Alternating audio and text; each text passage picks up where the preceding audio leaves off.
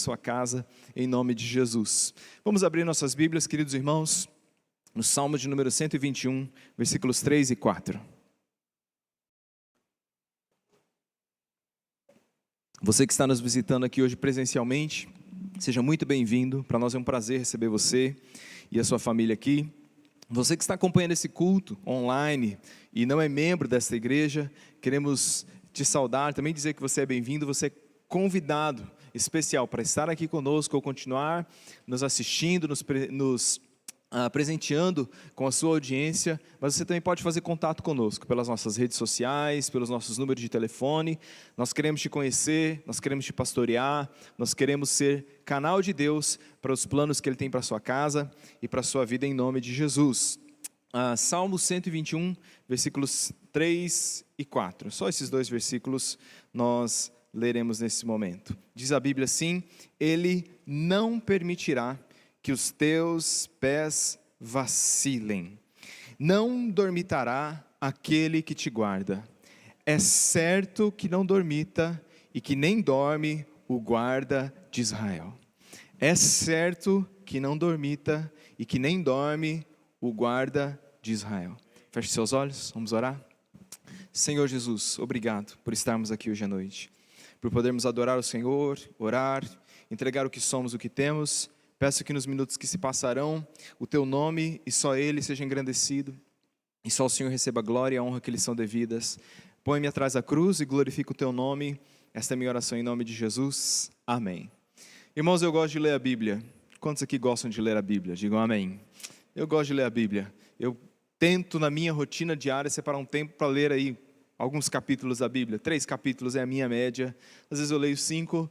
Um dia que eu estou muito espiritual, eu leio uns 10, mas é raro esses dias, né?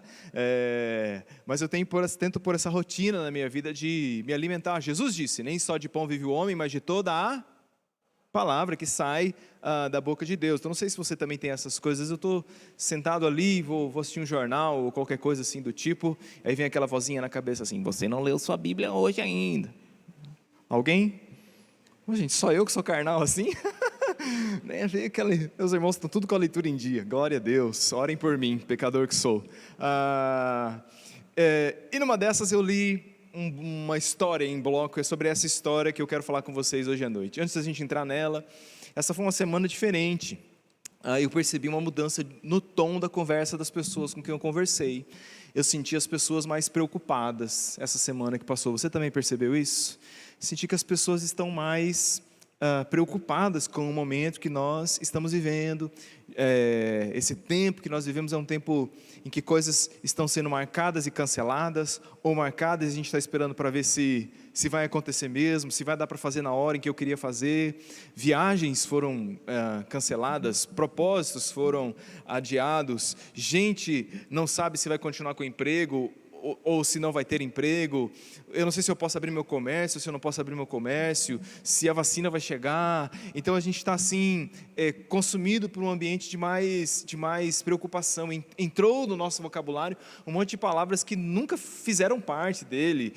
Curva de crescimento, achatar a curva, cepa. Você já tinha usado alguma vez no seu vocabulário a palavra cepa? Né? A gente usava xepa é, né, o balaieira lá, mas cepa, nova variante. Então a gente tomado por essas coisas, e isso tudo nos causa. Eu percebi, no geral, com todo mundo que eu conversei ao longo dessas últimas semanas, as pessoas estão um pouco mais preocupadas. Mas a verdade sobre essa história que eu quero falar hoje à noite é que grandes crises de impacto sobre toda uma nação, sobre todo um povo, elas não são necessariamente novidade. As pessoas já passaram por isso outras vezes na história. E uma dessas grandes crises que foi passada por todo um povo, por toda uma nação, está narrada no livro de Esther. Foi um desses blocos que eu li. Esther tem só 10 capítulos, meia hora você mata o livro de Esther se você quiser. E eu li essa história inteira, e eu tenho que falar, eu fiquei novamente assim impactado pela história do livro de Esther, porque é uma dessas histórias poderosas do Antigo Testamento, uma dessas histórias magníficas do Antigo Testamento. O livro de Esther, ele se passa basicamente em torno do rei Assuero, que é um rei persa. Você lembra, os babilônios levaram os judeus cativos, e agora depois de alguns anos o reino persa domina sobre o reino da Babilônia, e quem está reinando é o rei persa chamado Assuero, e o povo judeu está espalhado por esse reino persa governado por Assuero. E quem é esse rei? Esse rei é um rei pagão. Assuero é um homem duro, um homem difícil, ele é um homem mau. Assuero é um homem cruel, não há nada nele que lembre alguma coisa de um homem que busca a Deus. Ele é um homem muito vil. Para você ter ideia, no capítulo número 1, ele está ali dando um jantar para todos os príncipes, já todo mundo alto do vinho na cabeça, e tem um momento que ele manda chamar Vasti, porque ele queria que ela desfilasse a sua beleza diante dos seus convidados. Só que Vasti fala, não, eu não vou. E ele gentilmente exclui Vasti do reino. A gente não sabe o que ele fez com Vasti, se ele mandou prender, se ele mandou matar, se ele expulsou ela, se ele deportou ela. O fato é que ele tira a rainha, só porque ela não quis obedecer a uma ordem que ele tinha dado. A partir daquele momento Vasti some da história.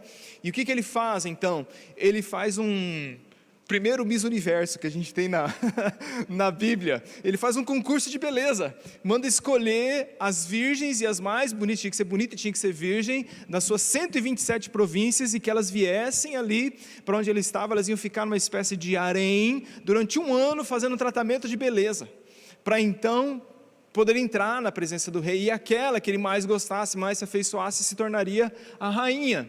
Dentre essas moças que vem uma moça órfã chamada Esther. Essa moça vai ser escolhida para entrar nesse concurso. Eu tenho que fazer um destaque muito importante aqui antes da gente prosseguir. Esther é o único livro da Bíblia onde não há menção ao nome de Deus. O nome de Deus não é mencionado no livro de Esther. Nos seus 10 capítulos, cada parágrafo, cada frase, cada palavra que você procurar, não está ali o nome de Deus. Nenhuma menção a nenhum dos nomes hebraicos de Deus, ou dos vários nomes pelos quais Deus é conhecido. O nome de Deus não está no livro de Esther. Em todos os outros livros da Bíblia, você tem sempre muitas menções a Deus, ao nome de Deus. Mas o livro de Esther, você não tem essa menção.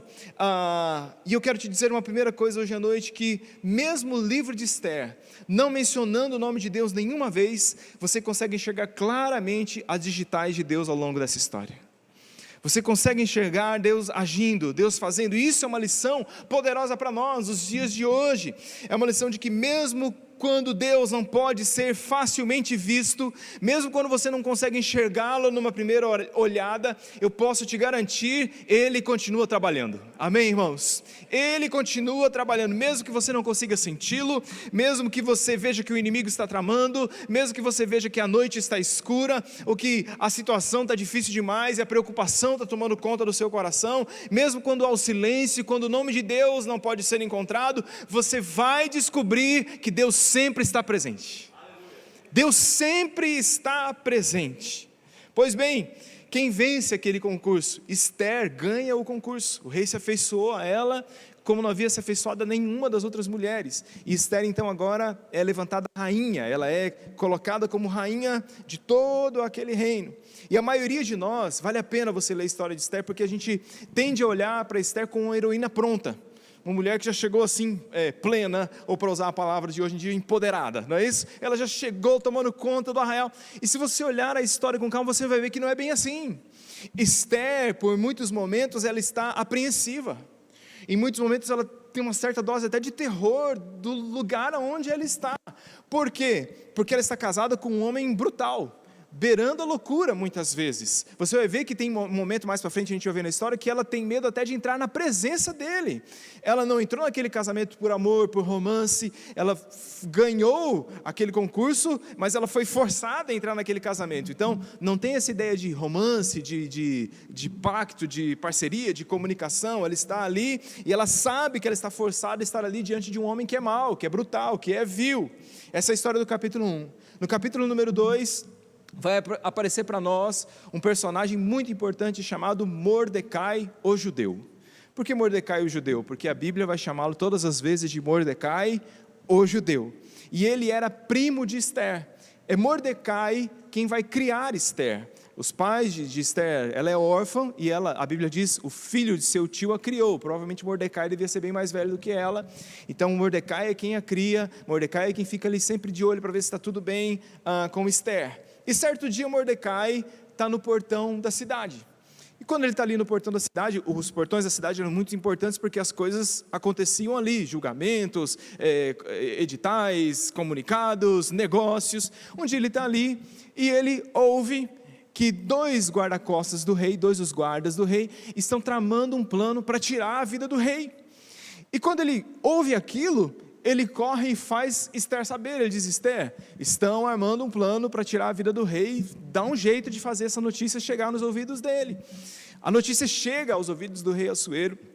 Eles fazem uma investigação, abrem um tipo de um inquérito, isso está tudo lá na Bíblia, depois você lê. Eles investigam e eles chegam à conclusão de que sim, aqueles 2 guarda-costas estavam armando um plano para matar o rei Assuero. E eles, então, obviamente, lidam com como se lidava com essas coisas naquela época. Matam aqueles 2 guardas e exterminam aquele primeiro motim. No capítulo número 3, os irmãos perceberam que eu estou só contando a história aqui hoje, né? No capítulo número 3 vai aparecer um outro personagem muito importante nessa história, que é um personagem chamado Amã. E Amã é um homem tão bruto, tão duro, tão vil e tão mau quanto o rei Assuero era. Ele era o primeiro-ministro do reino, ele era o 02, ele era, depois de Assuero era ele estava mais exaltado do que todos os outros chefes, do que todos os outros príncipes, do que todos os outros governadores. E Amã, certa vez, a Bíblia nos fala que ele está andando pela cidade, tanto poder que aquele homem tinha, mesmo ele não sendo rei, quando ele passava as pessoas se curvavam para Amã, as pessoas dobravam seus joelhos, veneravam quando Amã estava passando. E certa feita ele está passando pela cidade, toda a multidão se abaixa para ele, menos um homem, Mordecai, o judeu. E ele fica em pé, toda a multidão abaixada para Amã, e Mordecai está em pé. Você já imaginou essa cena? Aqui, irmãos, né? Hoje nós nem estamos com o auditório tão lotado assim, mas a pessoa chegou aqui a hora da palavra, irmãos, pode sentar. Aí um cara fica em pé ali assim. Chama atenção, sim ou não? O que eu te fiz, né? O que é? Está incomodado? Chama atenção. E Mordecai então está ali parado, em pé, diante daquela situação. E é muito interessante porque você vê que toda uma multidão que está inclinada para Amã, mas Amã só consegue enxergar Mordecai. E você pode dizer, mas isso é desobediência civil? Outra coisa que a gente está ouvindo nesses dias, isso é desobediência civil? Não! O que Mordecai está trazendo à tona é porque ele sabe onde foi criado, porque ele veio de Jerusalém cativo para a Babilônia, e lá em Jerusalém ele aprendeu uma coisa, que homens não se dobram para outros homens, homens só se dobram diante do Deus vivo e verdadeiro.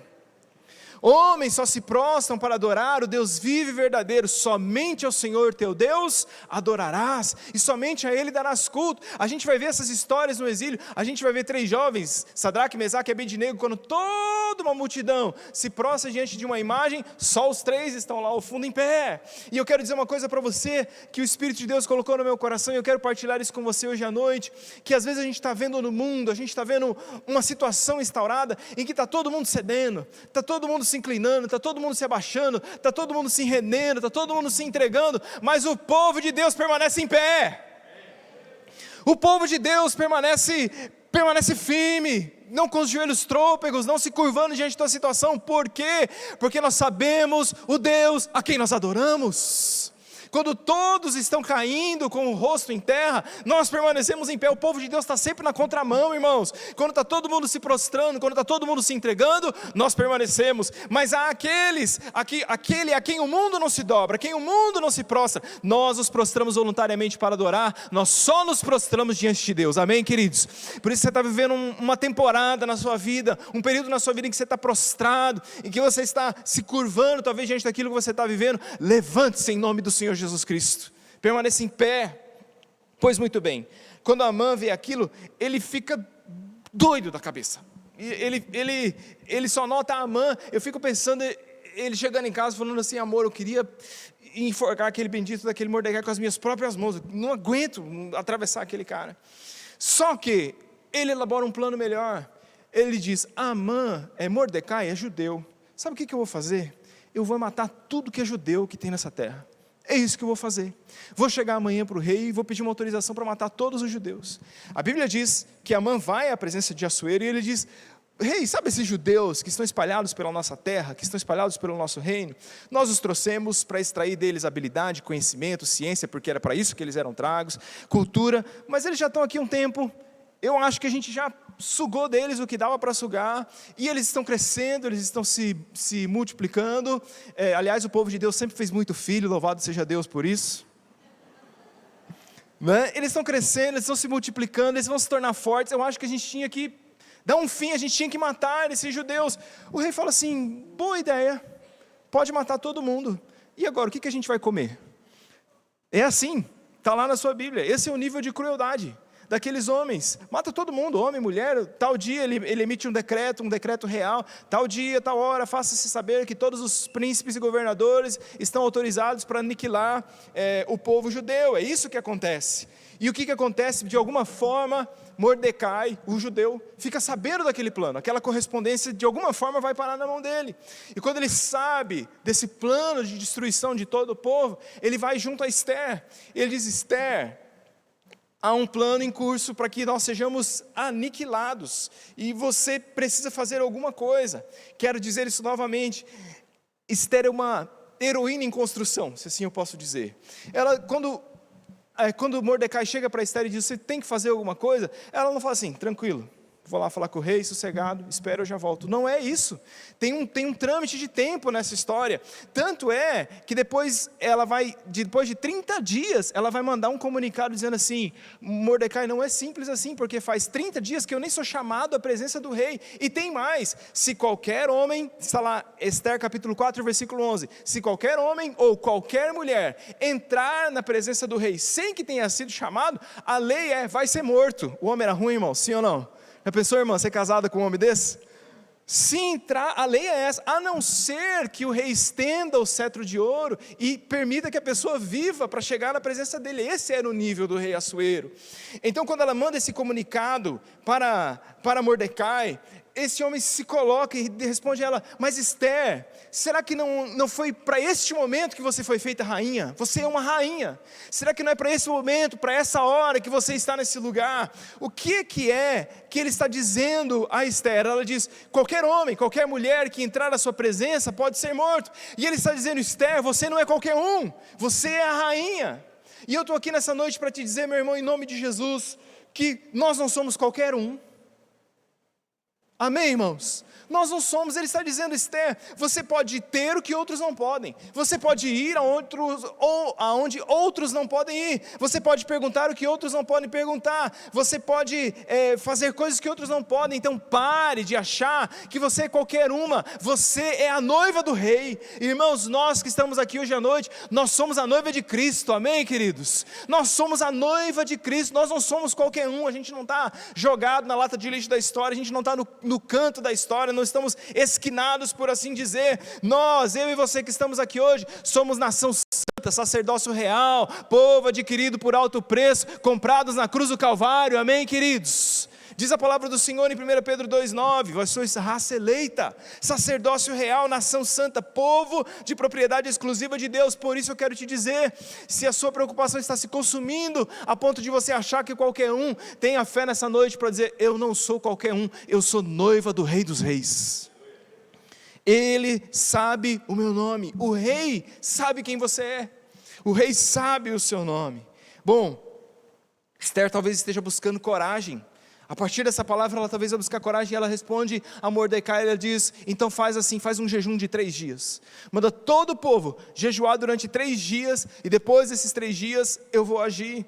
Eu preciso que você entenda isso. Ester é uma pessoa normal, ela está preocupada, ela está temerosa com a situação, com aquilo que ela está vivendo, ela sabe do peso da situação horrível que ela está passando. Depois de 3 dias de jejum, então ela vai à presença do rei mesmo sem ser chamada. A Bíblia diz que o rei estende o cetro e diz: pode vir, esposa, não vou te matar hoje. Tipo, cultura da época. E ele permite com que Ester entre a sua presença, e ele diz: o que você quer de mim? E ela diz: o que eu quero é... O que ela quer, irmãos? O que ela quer? Livrar o povo dela. Talvez ainda preocupado com essa situação, eu quero um jantar. Eu vou fazer um jantar para você, rei, tá bom. E ela assim, e traz Amã também.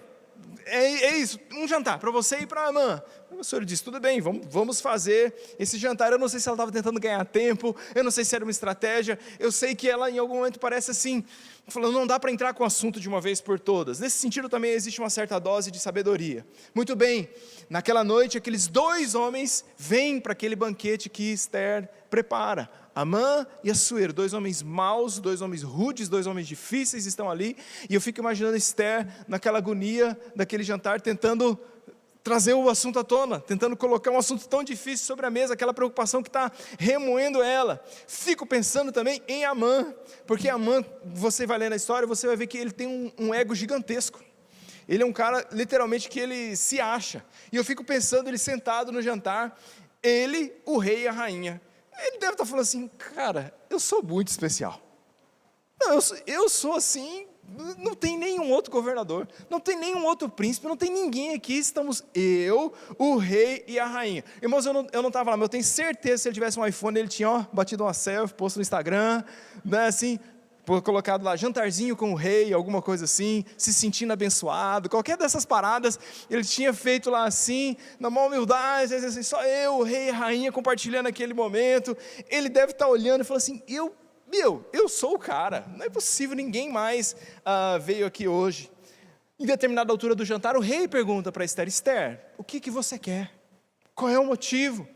Então, agora ela vai falar, certo, irmãos? Ela não falou na primeira vez que ela entrou.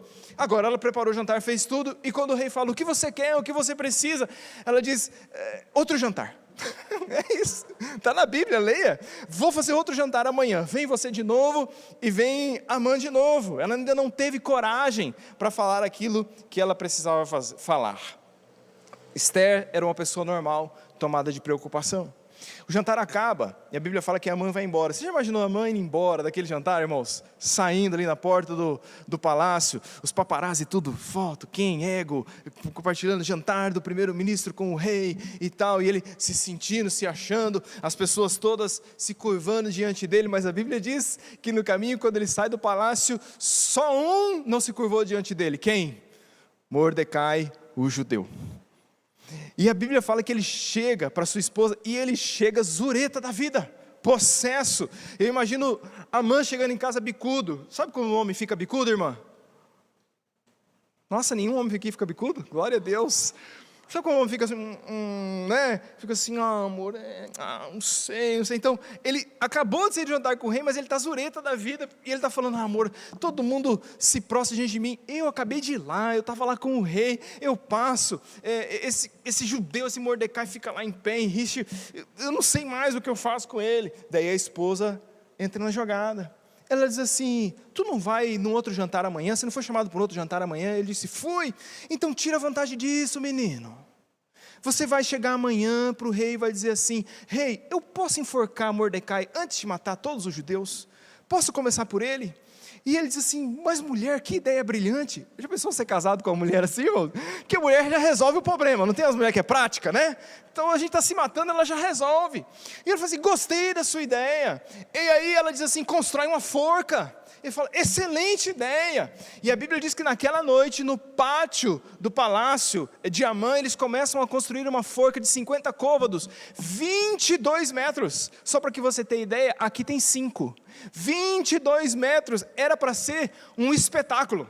Era para todo mundo ver aquilo que iria acontecer. E aqui eu preciso que você entenda uma coisa, que muito provavelmente, pela maneira como as coisas eram naquela época, o palácio, ou o lugar onde Amã morava, era muito perto do palácio do rei. O primeiro-ministro estava sempre ali perto.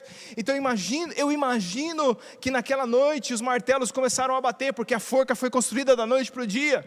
Naquela noite os martelos começaram, pá, pá, pá, pá. Algo está acontecendo.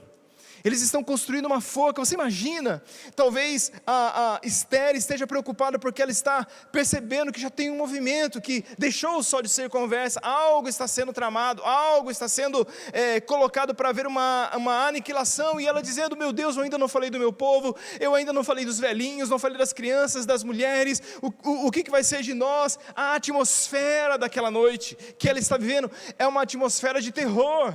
É uma atmosfera de medo, é uma atmosfera de ansiedade, é uma atmosfera de preocupação. É esse momento que ela está vivendo. A noite adentro vai entrando e a arma está sendo forjada. Talvez ela esteja se perguntando: será que eu vou conseguir? Será que eu vou conseguir falar sobre esse assunto? Será que vai haver um livramento para o meu povo? Talvez ainda ouvindo o barulho dos martelos, a arma estava sendo forjada. E aqui eu quero lembrar vocês, Isaías 54:17, Deus não disse que arma nenhuma seria forjada contra nós. O que Ele disse é: mesmo que uma arma seja forjada contra você, ela não prevalecerá. Nenhuma arma forjada contra ti há de prosperar. Isaías 54, versículo número 17. Aqueles homens estão tramando.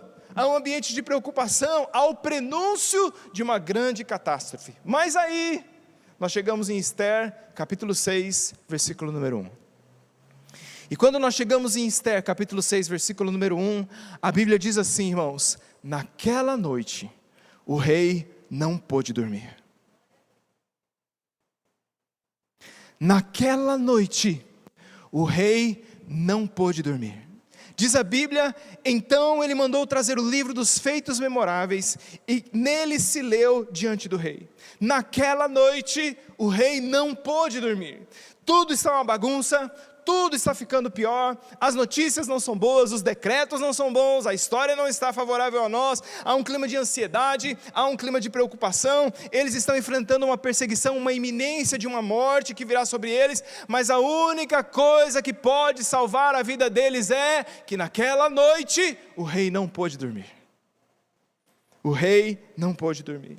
E o rei não pôde dormir, irmãos. Talvez ele esteja se revirando ali nos seus lençóis de seda, ou talvez ele já foi para o trono e ele pensa consigo: eu preciso de alguma coisa que me dê sono, eu preciso de alguma coisa que me faça dormir. Ele falou: traz o livro das crônicas, traz o livro da história. É uma espécie de Netflix da época, não é assim? Me traz, era o que tinha naquela época.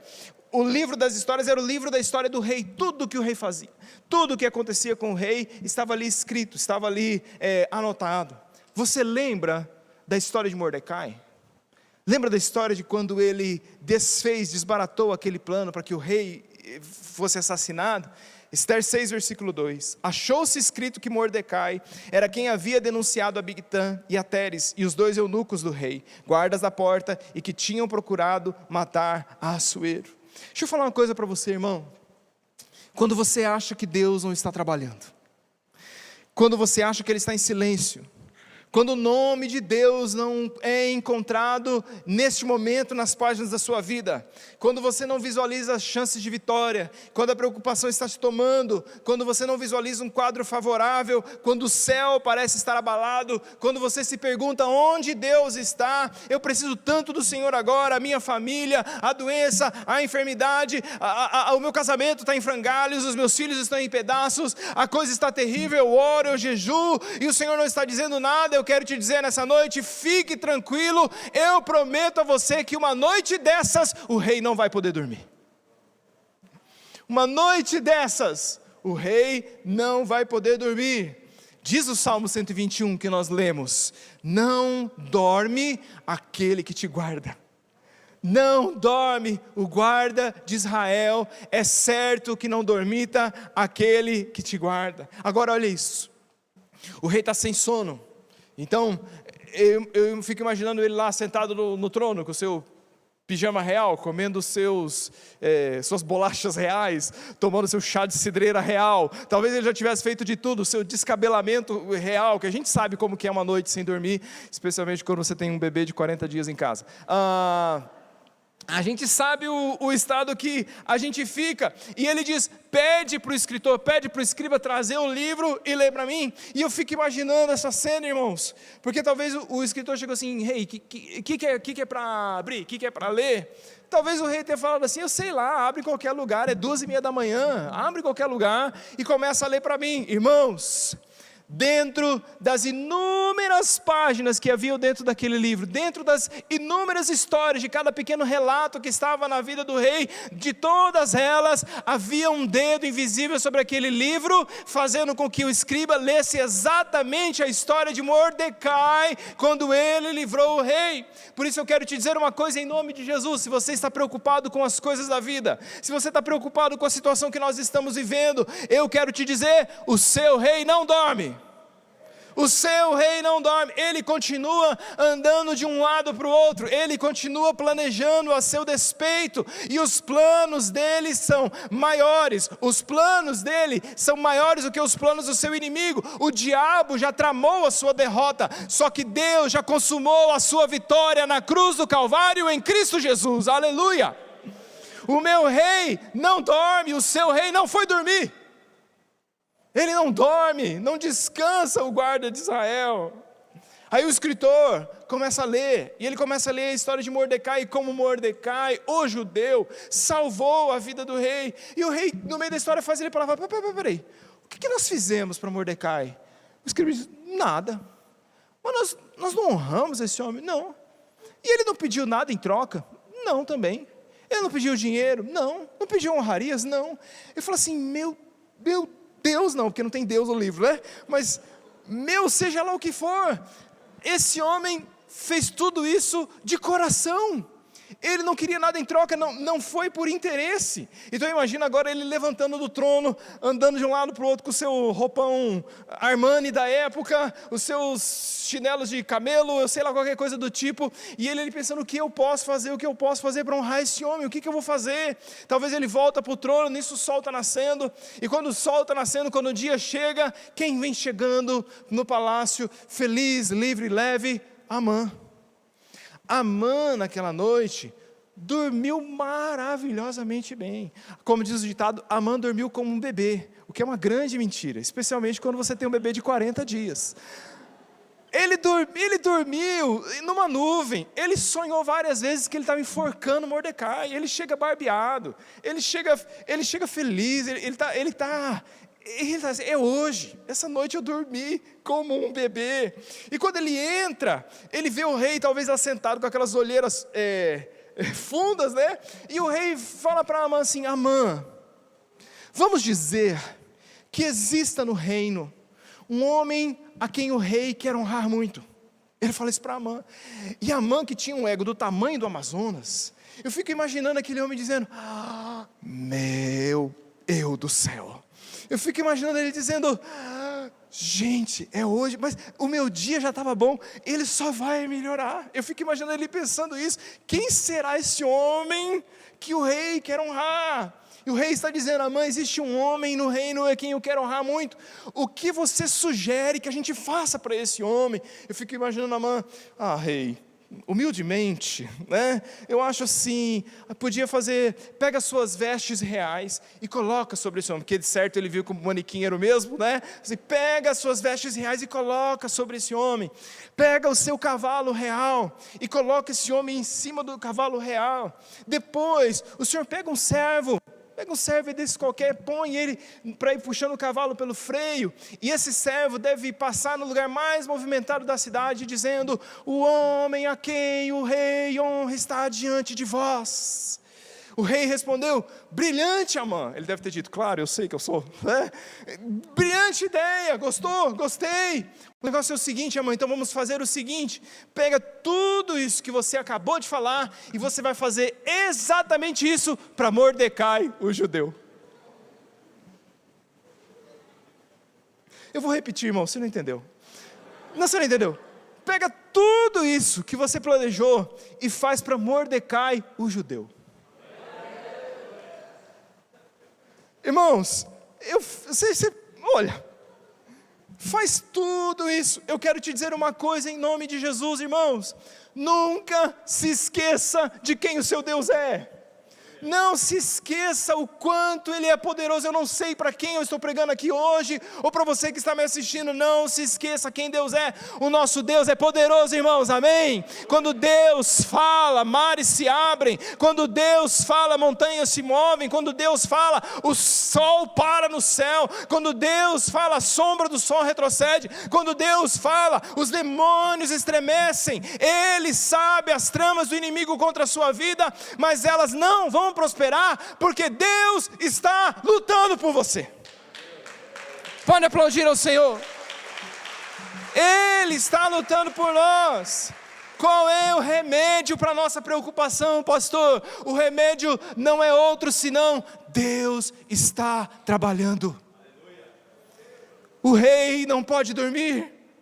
Deus está trabalhando. Você pode imaginar o quão humilhante foi aquilo para Amã? Ele puxando aquele cavalo dizendo: o homem a quem Deus honra, quem o rei honra está diante de vós. O homem a quem o rei honra está diante. Você percebe isso que está acontecendo? Não bastasse isso, a Bíblia diz que ele chega em casa zureta da vida, arrasado, e logo os guardas já vêm buscá-lo para o segundo jantar, para o segundo banquete. E quando ele entra naquele banquete, depois daquele dia humilhante, Amã chega no palácio para o banquete final, e Esther está lá. E o rei se vira no meio do banquete, ele diz: Esther, vamos lá, por que você está fazendo isso? O que está acontecendo? O que de fato motivou você a fazer isso? E ela vai dizer: rei, há uma conspiração para matar o meu povo. Se nós só fôssemos vendidos como escravos, tudo bem, eu não incomodaria o Senhor por isso. Mas querem matar o meu povo. E naquele momento é que Esther se dá a conhecer que ela é judia, porque até então o rei não sabia que ela era judia. Querem matar os judeus e eu sou judia. O rei fica enfurecido. E ele diz: mas... aliás, eu imagino que ele ficou enfurecido porque ele não dormiu a noite inteira. Você sabe como o seu cônjuge fica quando não dorme a noite inteira, não é assim? Muito bem. Ele não dormiu, ele está enfurecido, ele diz: mas quem é que está por detrás desse plano? Esther, ó. Esse tal de homem mau, esse mau Amã é ele. Irmãos, o rei ficou enfurecido. Eu acho que se ele cuspisse naquela hora, ele matava a grama. O homem ficou doido da vida. A Bíblia diz que ele vai para o jardim. Eu fico talvez recompondo as suas ideias, dizendo: o que eu vou fazer com essa miséria do Amã? Nisso, Amã já viu que a casa caiu. Esther já percebeu que o rei já tinha sentado no coração que algo seria feito a Amã, e ele começa a implorar. Amã começa a implorar para Esther pela sua vida. Ele começa a pedir misericórdia pela sua vida. Só que nessa hora eu acho que ele está tão desbaratado das ideias, que ele tropeça sobre o divã onde Esther está e cai por cima dela. Quando ele cai por cima dela, o rei está voltando. O rei está voltando do jardim, ele vê aquela cena e fala: mas esse homem, ele não tem juízo, ele vai tentar fazer isso exatamente aqui, nesse lugar. Sabe o que a Bíblia diz, meus irmãos? A Bíblia diz assim, o rei diz: Amã, sabe aquela forca que eu estou vendo aqui no seu quintal do lado, aquela forca que você construiu para enforcar Mordecai? Guardas, levem esse homem, e é Amã quem vai ser enforcado naquela forca. É Amã quem vai estar lá. Deixa eu te falar uma coisa. Eu estou terminando já terminei. Pode vir os meninos. Essa história de 26 séculos atrás não é só uma história do passado. Ela é uma lembrança para nós que eu e você, nós temos um rei que não dorme. Que eu e você, nós temos um que cuida da nossa vida, e enquanto ele está acordado, os planos dele não serão frustrados a seu respeito. O seu rei não está dormindo, aleluia, ele está ativo, ele tem um plano, e ele é por você. Talvez você chegue aqui hoje atormentado diante de um quadro aterrorizador, preocupado, a família te enlouquecendo, os filhos te enlouquecendo, a situação do mundo te enlouquecendo, gente doente, a doença batendo na porta da nossa casa, e a gente tomado de preocupação. Você se pergunta: Deus, onde você está? Eu oro, eu jejuo, não te encontro nas páginas da minha vida. Mas Deus me trouxe aqui nessa noite simplesmente para te dizer que o mesmo Deus que mudou a sorte de Mordecai, o mesmo Deus que mudou a sorte de Esther, o mesmo Deus que mudou a história do povo judeu, é o Deus que luta pela sua vida. Se você crê, dá um glória a Deus no seu lugar, dê um aplauso ao nome do nosso Senhor Jesus Cristo, fique em pé para a glória do Senhor, aleluia. Feche os seus olhos, põe as mãos sobre o seu coração.